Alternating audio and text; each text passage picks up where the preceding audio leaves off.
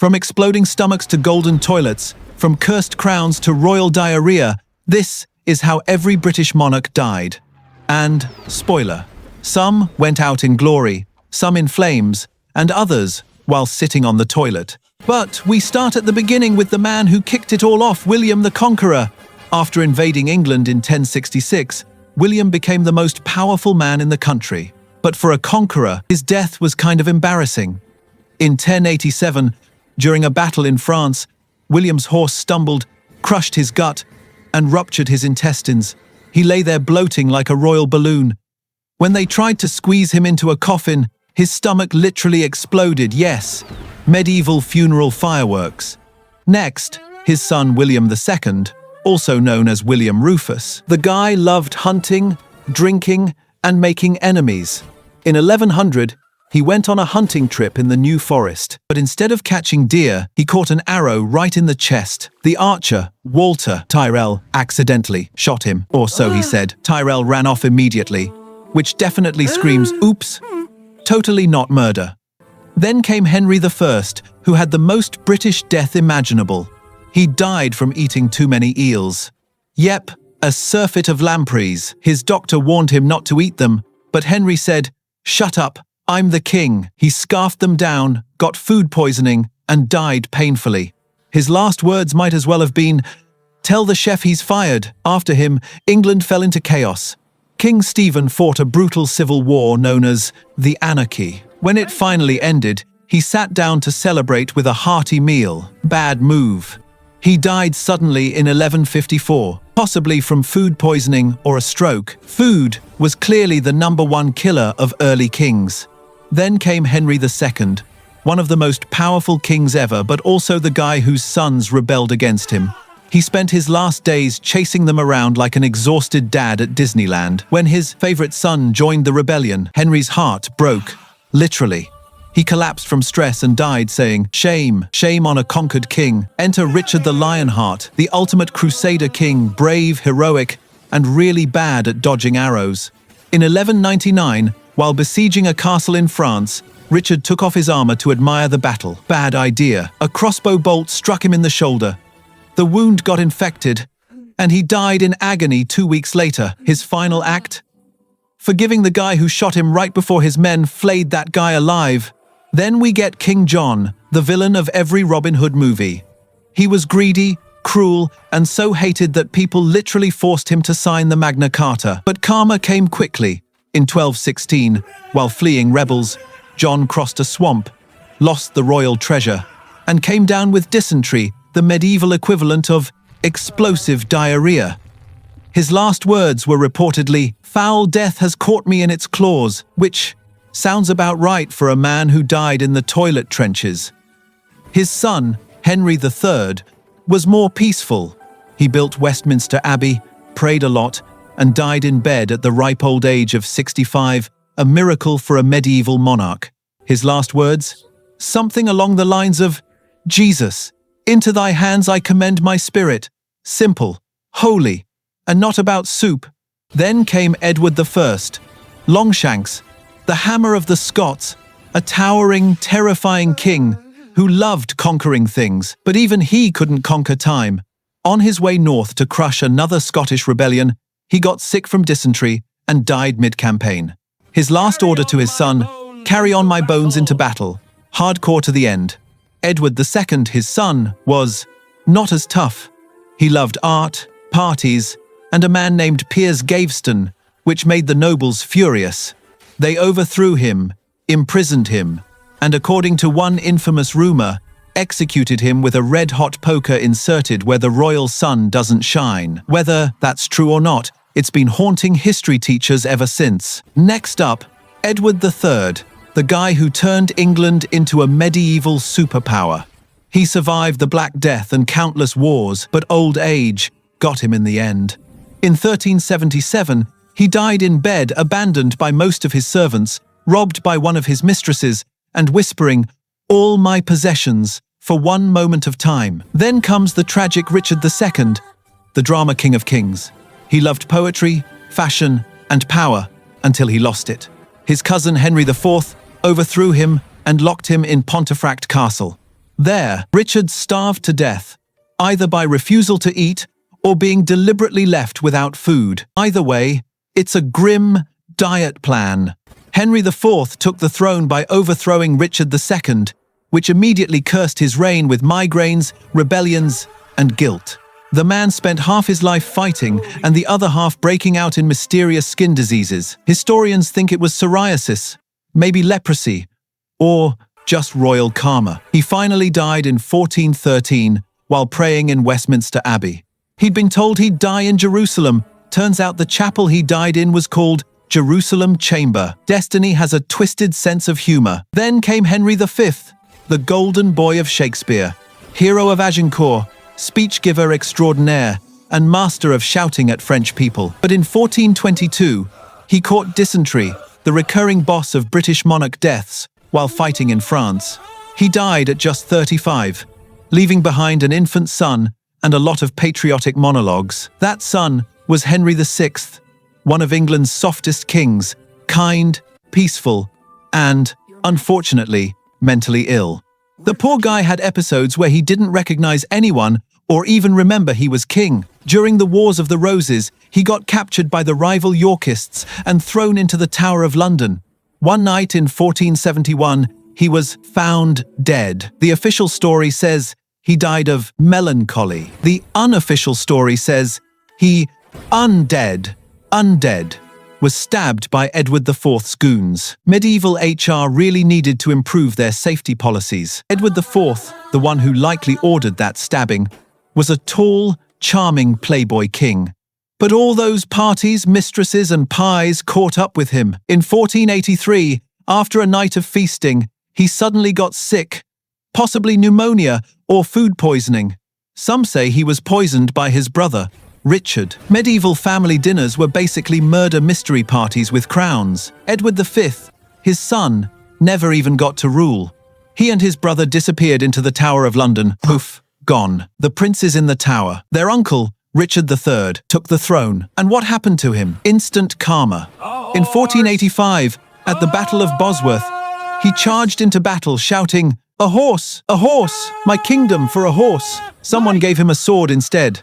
He was killed, buried under a parking lot, and rediscovered 500 years later. Truly the most British burial imaginable.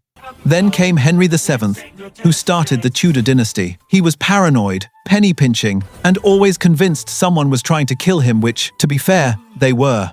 He outlived all his enemies but died in 1509 from tuberculosis, surrounded by enough money to buy peace of mind, but still worrying about taxes. Now, Henry VIII. Where do we even start? 6 wives, 1,000 calories per meal, and the body of a collapsing empire. By the end, he weighed over 300 pounds, had a festering leg ulcer, and couldn't walk without mechanical aids. He died in 1547, screaming biblical verses, refusing last rites because the priest might mention his exes. His coffin leaked blood and pus during the funeral. People thought it was a miracle. It wasn't. Next up, his son Edward VI, the child king. Just 15 years old and already trying to reform the church. Unfortunately, he died young from tuberculosis or possibly poisoning. His final words were, "Lord, have mercy upon me." Even history felt bad for him.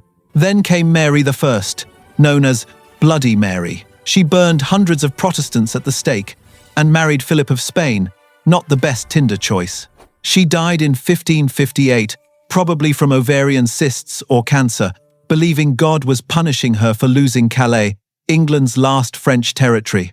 Her last words were, "When I am dead, you will find Calais written on my heart." Girl was holding grudges from beyond the grave. Finally, the legend, Elizabeth I, the Virgin Queen, the woman who turned England into a global powerhouse. She defeated the Spanish Armada, refused to marry anyone, and ruled for 45 years. But even she couldn't outwit death. In 1603, after decades of stress, loneliness, and makeup made of white lead, her body just gave up. She refused to go to bed for days, standing until she collapsed. Her last words were poetic. "All my possessions, for one moment of time." The curtain fell on the Tudor dynasty. James I, Stuart king, was basically allergic to peace and fresh air. He survived multiple assassination attempts, including the famous gunpowder plot. But the real killer? His own lifestyle. James drank heavily, ate too much, and suffered from gout, arthritis, and kidney failure. In 1625, after a banquet, he fell sick and died possibly from a stroke, possibly from an overdose of his doctor's cure, which was literally pigeon droppings mixed with herbs. No wonder he didn't make it. Then came his son, Charles I, the drama king to end all drama kings. He believed he ruled by divine right, that his authority came straight from God. Parliament disagreed. Fast forward through a civil war, and Charles found himself on trial for treason against his own country. On the 30th of January 1649, he calmly walked onto the scaffold outside Whitehall Palace, tucked his hair into his shirt so it wouldn't get caught in the blade, and said, "I go from a corruptible to an incorruptible crown." The axe fell. The monarchy was dead. For now. After a brief detour with Oliver Cromwell turning England into a no-fun republic, the monarchy made a comeback with Charles II, the Merry Monarch. He brought back theatres, parties, and mistresses by the dozen. But years of indulgence caught up with him. He suffered strokes, kidney stones, and what doctors called apoplexy. In 1685, after days of agony and way too many bloodlettings, he said, "I am sorry, gentlemen, for being such a time a-dying." Then, he wasn't. Next came James II, Charles's brother, who decided England needed to be Catholic again. Big mistake. Parliament kicked him out in the glorious revolution of 1688, and he fled to France. He died there in exile in 1701 from a brain hemorrhage after suffering a stroke. England's reaction? Good talk. Next. Then came William III and Mary II, a husband and wife ruling duo. Mary died first in 1694 from smallpox. At just 32, the nation adored her, so it hit hard. William, meanwhile, fell off his horse in 1702 after it tripped over a molehill. He broke his collarbone, got pneumonia, and died. Jacobites toasted the little gentleman in black velvet, the mole that killed the king. Then came Queen Anne, last of the Stuarts. She endured 17 pregnancies, none of which produced a surviving heir. Years of illness, obesity, and gout left her bedridden. In 1714, after a series of strokes, she slipped into a coma and died, ending the Stuart line. Her last words were reportedly, "I shall be good. Enter the Hanoverians," because apparently no one in England could agree on a British heir. George, I barely spoke English and spent more time in Germany than in London. He died in 1727 from a stroke while traveling back to Hanover. Poetic justice, he died closer to the place he loved than the country he ruled. His son, George II, had a surprisingly long and stable reign. Then, one morning in 1760, he went to the toilet, suffered a massive aortic aneurysm, and dropped dead on the spot. That's right, the king died mid-royal bathroom break. His servants found him collapsed beside the bowl. The throne wasn't the only seat he occupied that day. And then came George III, the king who lost America and his mind. He ruled for 60 years, which is impressive, considering half that time he was talking to trees and greeting oak trees as "Dear Brother George." Historians now think he suffered from porphyria, a rare metabolic disorder that caused hallucinations and madness. He died blind, deaf, and insane in 1820, aged 81. His final words, reportedly, "What is that?" No one knows what that was, but given his track record, probably a ghost or a tree. George IV, son of the Mad King, was basically the royal version of a party influencer. Lavish, dramatic, and constantly in debt. By 1820, he was obese, addicted to laudanum, that's opium with style, and riddled with gout. He died in 1830 gasping, "Good God, what is this?" after a massive heart attack.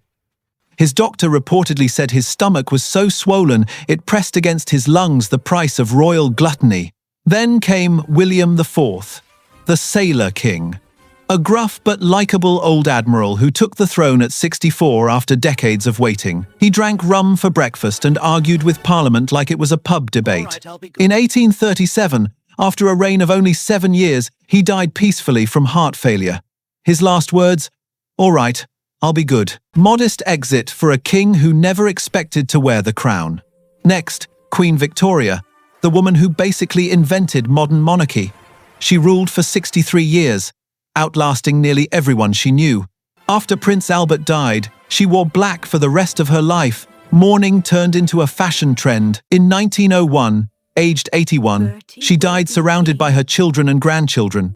Her last words were to her favorite grandson, the future Kaiser Wilhelm II. "Bertie will be king," a gentle, queenly mic drop. Then came her son, Edward VII, the jolly king who loved cigars, mistresses, and horse racing.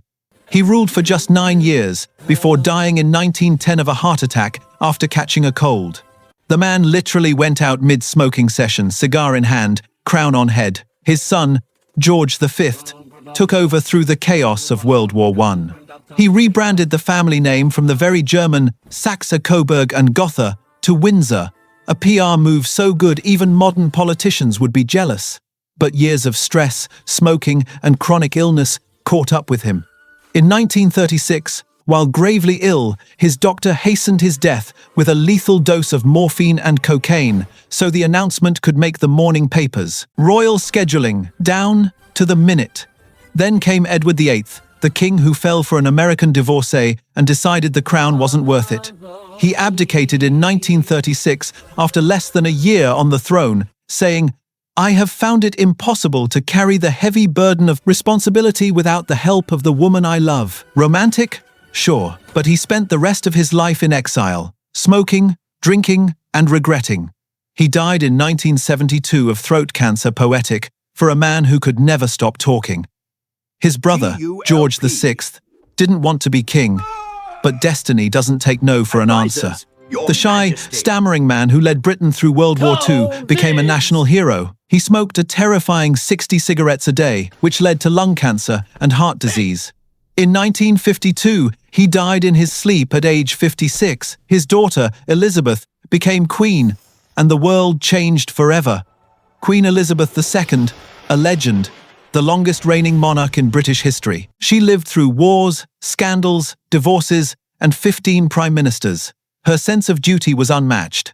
In 2022, after 70 years on the throne, she passed away peacefully at Balmoral Castle. The cause? Old age, pure and simple. No drama. Just quiet dignity. The final act of the most steadfast woman in modern history. And now, King Charles III, still alive, still waiting for history to judge him. After decades of public scrutiny, broken marriages, and environmental crusading, he finally took the throne in 2022. He's the oldest monarch ever crowned. Whether his reign will be remembered for stability, reform, or chaos, only time will tell. For now, the crown endures, the tea stays hot, and Britain keeps calm and carries on. So there you have it, 1,000 years of royal deaths, some noble, some absurd, all human. Kings fell to poison, disease, arrows, heartbreak, and indigestion. Queens outlasted empires and shaped entire centuries. Through bloodlines and betrayals, one thing stayed constant. No one, not even a monarch, escapes time. And if you thought their deaths were wild, wait until you hear about their burials, lost bones, secret tombs, and one king who's been under a car park for 500 years. Click the next video, because this one's over. And trust me, it only gets weirder.